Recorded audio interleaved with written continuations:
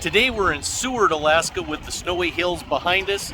Today we are going on an excursion to meet some sled dogs, and they're going to take us on a little ride. Not in the snow, they're going to take us on wheels, I guess, to show us how it works. But that should be fun, and so we're going to go see some countryside as we travel there and then meet some dogs. This operation is definitely a family affair. He's one of the sons. His father and brother have both won the Iditarod multiple times, and we'll learn more about that. Right now, they're getting the dogs ready. Dogs are excited. I think we're going to be their first run of the day. After the dogs take us for a ride, they're going to give us a presentation to tell us about how the Iditarod works, and then I get to actually model their clothes and utility equipment. The family that owns this has about 100 dogs. They race the Iditarod all the time. They've had a few wins in their family, and they're in it seriously, but they do this so that they can keep the dogs exercised all year long. So they've got a nice little thing going for them here. They like to race dogs that are about 55 to 65 pounds. They explained to us that none of these dogs are purebred dogs. He said they're not mutts, they were bred for pulling, and they are basically the same dogs probably as like a Siberian Husky or a Malamute, but 100 years ago they were just the good pullers, and they just kept breeding them with the other best pullers, where the kennel clubs pick the prettiest dogs and breed them with the prettiest dogs, and so they've kind of diverged in how they look, but they're basically probably the same dog. He also said they are smaller than what you would think, but they don't have to pull very much weight, because when the actual sled is very light, and with the rider, that they're only really pulling about 250 pounds long distance, so they really don't need to be that big. One, there's a black one, there's a white one, there's some spotted ones around here. Some of them you'd swear are orange. So here we are in the sled, getting ready to go. Dogs are out front. Dogs are all getting excited to run. They said it's really strange how that's their fun, is wanting to run.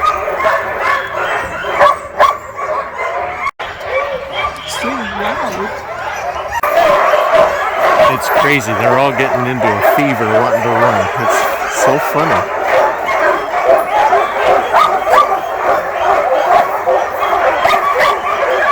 The girl up there in the front is the one that's helping us. She's 17 years old and has already been doing this for 9 years.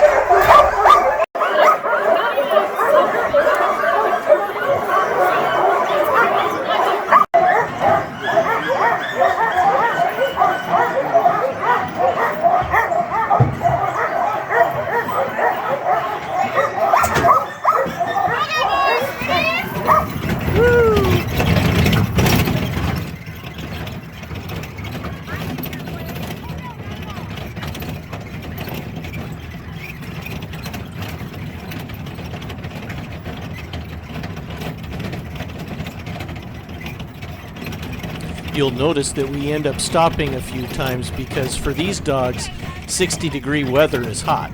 They usually race in cold weather. They'll still be barking like that every single time you stop, and all night long they'll keep us up in the staff cabins that are right behind the dog cabins, and we'll be like in the middle of the night and we'll hear dogs barking, and we're like, oh no, did somebody get out? And then we go over and just puppies playing with each other. So they're kind of a little bit of a menace, but that's okay. We'll run them all day, every day, to make sure that they're happy. Because it's a hot day, they gave the dogs a break, but they said that when the dogs want to go again, they start barking. The dogs started getting upset because she wasn't letting them go.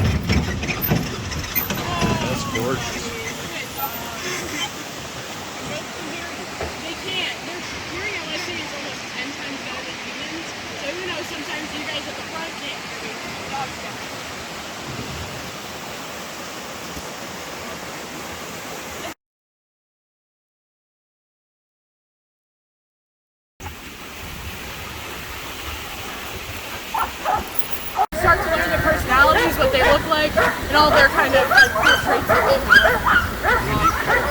Yeah, they're all unique. They like have different personalities. Some of them like other dogs, some of them not as much. Some of them like will dive and like tackle you to get affection at the end of runs.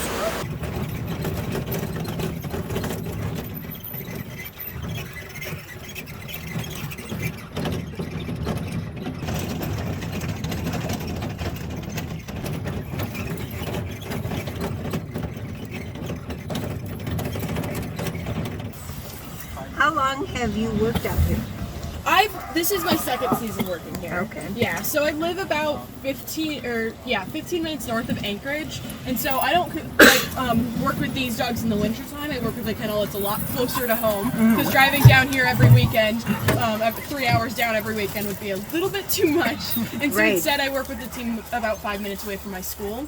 But we actually do lease some of these dogs that we're running here today. Trying to think. I think we have one in this team that I actually ran, not the junior Iditarod, but another 100-mile race this year. I ran with on my team. So we use dogs from other yards, and we'll lease them just like you would like borrow somebody's car for the year. And so we just pay them a little bit, like per month or per season, whatever the rate kind of is for these dogs. And then that way I can run dogs, even though my mom doesn't want to deal with 50 dogs in her backyard all year long.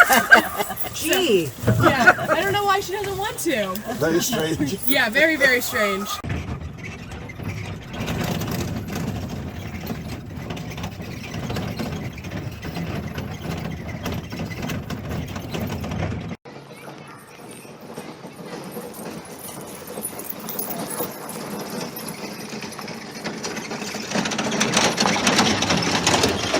And when we're in full training mode, we start, 5 miles, then bump up to 10, 15.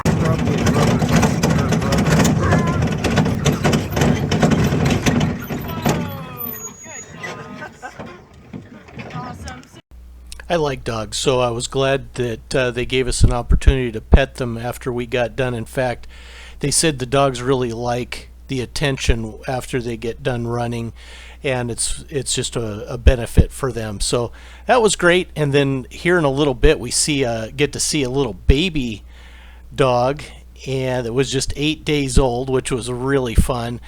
And then after that, they gave us a demonstration of their equipment, talked to us about the Iditarod, and that's where I'll get to put on all their equipment and stuff as a model. So that was a lot of fun too.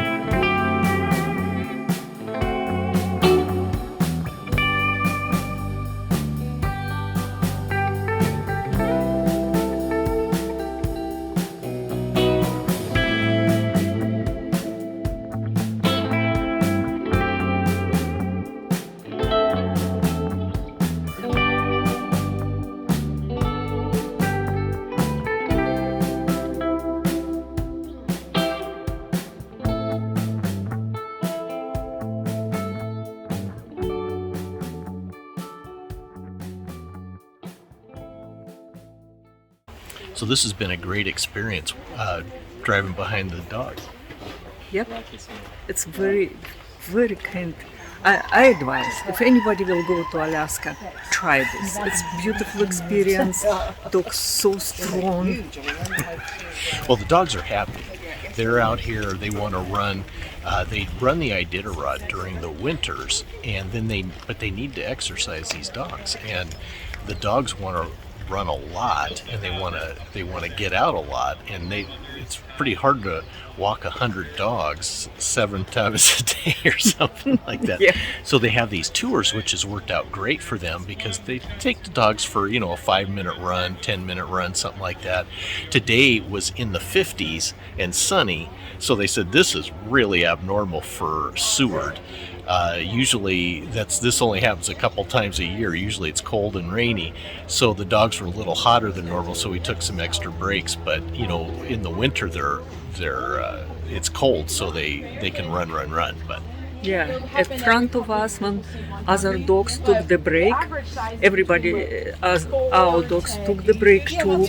But if other dogs ready to go, our dogs was go crazy. They start barking. They barking keep like crazy pulling, trying to because go. and they go in a row like they know what to do without even a tour guide. It was a girl, but it's kind of they know what they are doing. Yeah, it's a lot of fun, and Yeah. the dogs were nice. I got to pet them, and they were all real calm and easy, so it was nice. Sound asleep. Little baby. I would like a short story. I want someone to take a picture. I don't think pictures. It doesn't.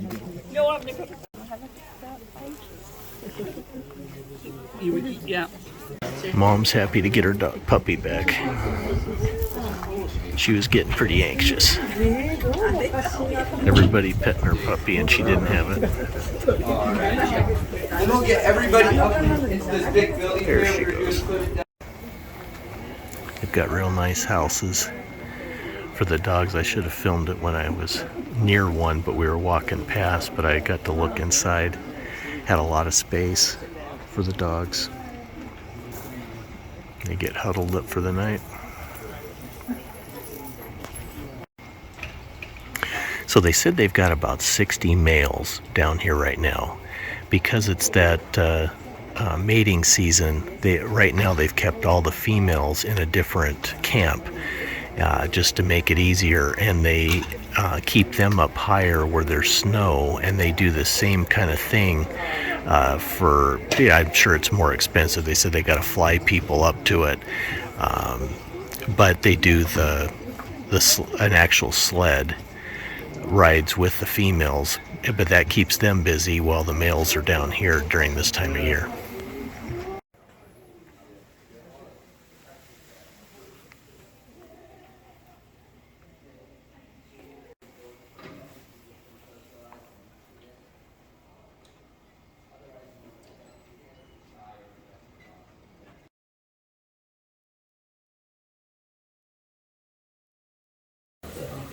Oh boy, right? How many sets get worn out during the race, or are they? Yeah, we're replacing the dog booties a lot because it's just kind of a piece of material or anything of those. For the hot hands, we'll put these in kind of some of these pockets that you can see here, and then we'll just put that around ready like so. Good boy, ready. Yeah. That just kind of helps keep him, if he's sore on his shoulders or something, that just kind of helps keep things nice and loose, keep the muscles working well. You said you put puff packs in them. Yeah, and that just kind of helps keep his muscles warm. Good boy. Alrighty. And then the next thing here we have is our dog coat. And this is kind of just made of goose down. This comes out around -20 degrees. We have some reflectors here, that's snowmobiles and stuff, see the dogs when they're mushing at night. Because a lot of the times we are mushing at night, you're not going to be stopped at a checkpoint every time, so. Just around there like that. And strap them up there. The last piece of gear we're going to put here on ready. This, does anybody want to guess where these go?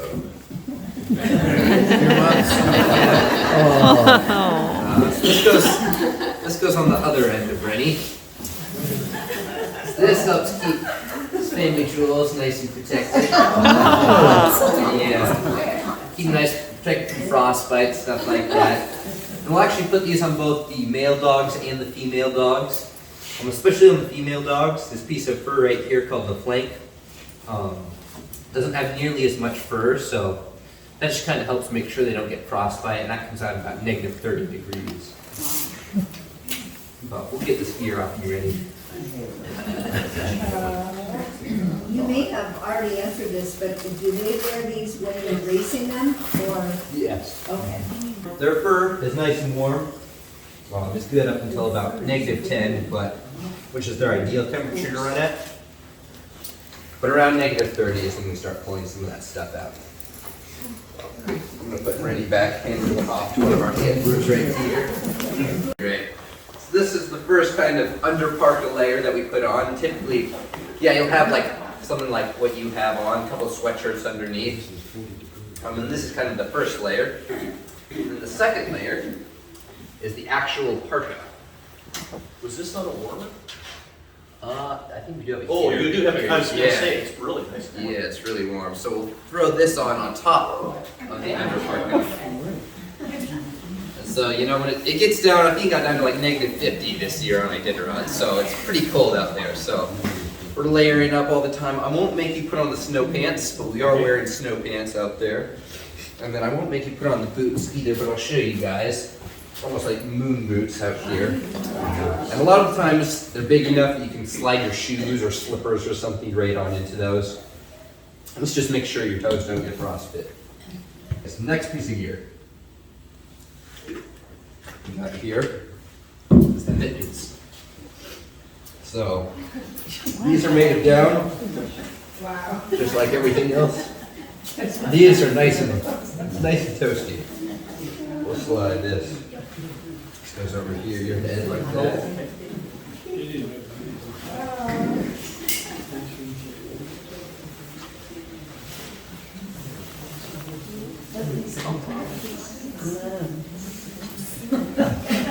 Yeah, this is kind of your mittens. You can wipe your nose with those, and yeah, those have been freshly washed. But yeah, this is kind of your fully dressed up musher. We'll slide your hood on, take a picture for you.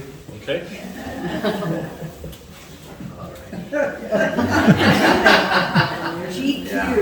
Alrighty, give him a hand. Take this off of you. Call this the dummy trap. Make sure the mushers don't lose their mittens. They're called the idiot strings on children. Yeah. Thank you. Yeah, for sure. So during the race, is there a support team with the food for the musher and the dogs? Or do they So the food, I pick it up just like that. It's made of carbon fiber. It's literally made of like hockey sticks, basically. So it's super light, super flexible. This is kind of honestly how you steer, because unlike our carts, we don't have any handle or anything to steer them. So it's completely up to your lead dogs, and then just kind of like leaning like this. There is some mandatory gear you have to have with you on the sled for the Iditarod race. This right here is really important, and this is your vet book. And so basically anytime you guys come into a checkpoint, you have your list of dogs, and the vet's going to check them off on the list. And then you can actually be disqualified if you don't have this on you. So that's really important. Some other mandatory gear is like an ice axe. If you have to chop through some water, get snow for your dogs, chop kindling. Snowshoes. Those are super important. Like, you're not going to be on the sled the whole time. Sometimes you have to run next to your dogs. Sometimes if you get stuck in a blizzard or something, you might have to come up with your lead dogs, help them find the trail if the snow is really deep or something like that. You're also required to have a sleeping bag with you, because like I said, you're not always going to be spending the night at a checkpoint. A lot of the times your setup is going to look something like this. So you might you'll unload. A lot of the mushers will carry straw with them for their dogs, and they'll lay out the straw, unhook their dogs, feed their dogs.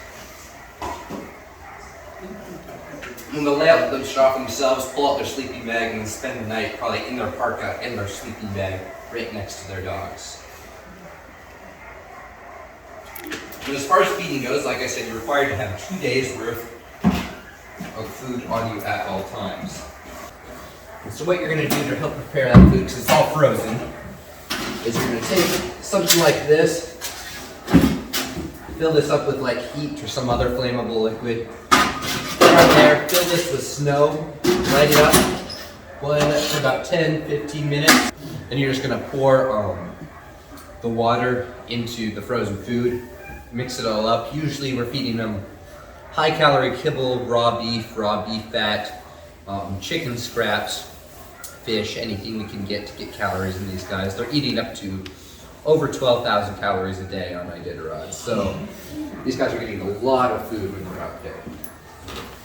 And then another piece of mandatory gear is like a headlamp if you want extras of those, because like I said, a lot of times you are mushing at night. And then it's not required, but most mushers will carry a firearm. That's just in case of wildlife, like if you see a bear or moose. This last year, Dallas, when he was running, he had a moose trample his dog team, and he actually had to shoot it. And it injured one of his dogs, and so he got penalized, I think 2 or 3 hours, because he didn't properly butcher the moose afterwards, because his dog was injured and he was trying to hurry it to the next checkpoint to get it taken care of. And so there is wildlife out on the trails. A lot of times you're going to see moose or bears or muskox. So you do have to be careful about that when you're out on the trail. What do you mean when he didn't butcher the moose properly? So whenever you shoot an animal on the trail, you're required to gut it and take care of the meat and make sure it doesn't go to waste. And he didn't do that properly because he was trying to take care of his dog at the time. And then you're going over a lot of different terrain. You can see some of these pictures behind me. A lot of different terrain. You're going next to rivers, through gullies, for about 50 miles, like Danny probably said. This is Norton Sound when you're on the sea ice. You can see like here, like the wind created all those furrows in the snow. So it's really cold. You're not getting much sleep. And actually, if you look at this chart up here behind me, this is kind of a breakdown of one of Mitch's runs. This was 2014. Came in 3rd place on this run. It took him 8.5 days. And this is kind of the breakdown of how he did it. So the green was go. That was Mitch. Mitch and his dogs are on the trail and they're running. The red is the time when Mitch is taking care of his dogs. So that's going to be hooking them up, unhooking them, taking their harnesses off, taking their coats off, whatever, getting food prepared, getting the sled ready in the mornings, whatever. And the black is the time that Mitch spent sleeping. So as you can see, there's not much black on up there. Over the course of 8.5 days, he got just under 15 hours of sleep. Which is one of the reasons I do not want to ever run Iditarod. I need my sleep. So, there are a couple of mandatory checkpoints that you have to stop at on Iditarod. It looks, 2 of them you can take wherever you want. There's a 24-hour one and an 8-hour one. Looks like he probably took them here and here, maybe right there. And then the last one, it's called White Mountains, 100 miles from Nome. It's an 8-hour mandatory rest stop. And you have to take that at White Mountain. And the reason for that is they don't want you killing your dogs over the last 200 miles or so, trying to get your dogs sprinting the last little bit into Nome. So that's the last checkpoint. And then if you win the race, you win 50 grand cash prize, and then you get one of these trophies over here. Mitch has won 3 times, 2004, 2013, and 2017. And typically the winner takes about 9 days to win the race, typically. In 2017, our dogs here from this kennel set the record in 8 days and 3 hours, and that record still stands today. There's a little bit of a rivalry between Mitch and his son Dallas. Mitch has won it 3 times. He lost to his son twice, came in 2nd. And Dallas this last year actually set the record with 6 wins on Iditarod this past year. Half of the dogs from his team were from our kennel though, so it's a little bit of a joint effort there. These are just some other places that Mitch has finished. Mitch ran it 29 times over the course of his career. He is retired now though. You can see him, he's in some of these pictures here with some of his lead dogs taking pictures. But like I said, you win 50 grand if you win the race, which we have 150 dogs. We're feeding them, 7,000 to 8,000 calories a day, so that doesn't go too far. Really how we're able to take care of these dogs and allow them to still run and do what they love is you guys coming here and doing these tours, and that's how we're kind of able to do that. And then if you come in last on Iditarod, you get this, well, this is not the actual one, Mitch has never finished last, but you get a red lantern. This is kind of an Iditarod tradition. They light it at the start of every Iditarod. And then at the end, they blow it out and they give it to the last musher. And actually, even if your dogs aren't injured, a lot of the times you will drop dogs off over the last couple 100 miles. Like, you're given 16 dogs. Dallas finished with 10 though. And the reason for that is, you can only go as fast as your slowest dog. So over the last couple 100 miles, you can save time by unhooking a couple and not having to deal with them at all the next checkpoints. And save time that way. You don't start with less though, just because you want to be able to have them and get through the first 800 miles or so of the race. How close are the finishes of the race? Typically, it's within 2 or 3 hours, the top couple of people are. So it is fairly close. And really how the strategy plays in is how you decide to rest your dog.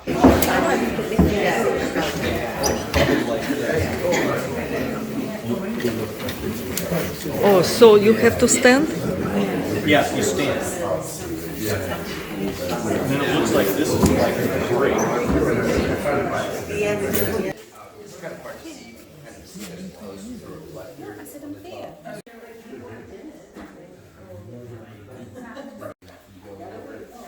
Over the back half the race, then sometimes you might be able to sit.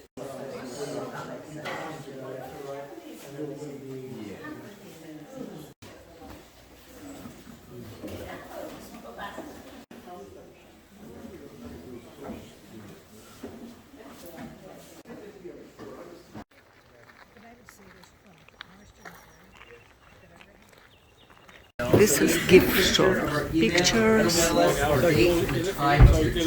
chocolate. That way as well.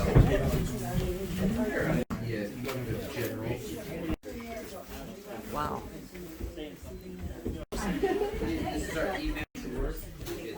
I have a friend who has Babies. Yeah. to be honest. No, you know, I can get you one of these.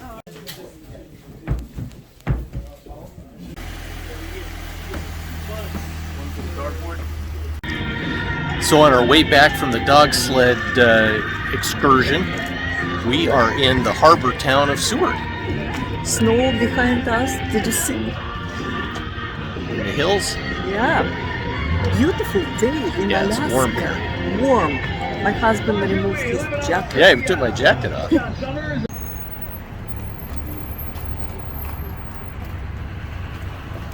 Who is this? My husband.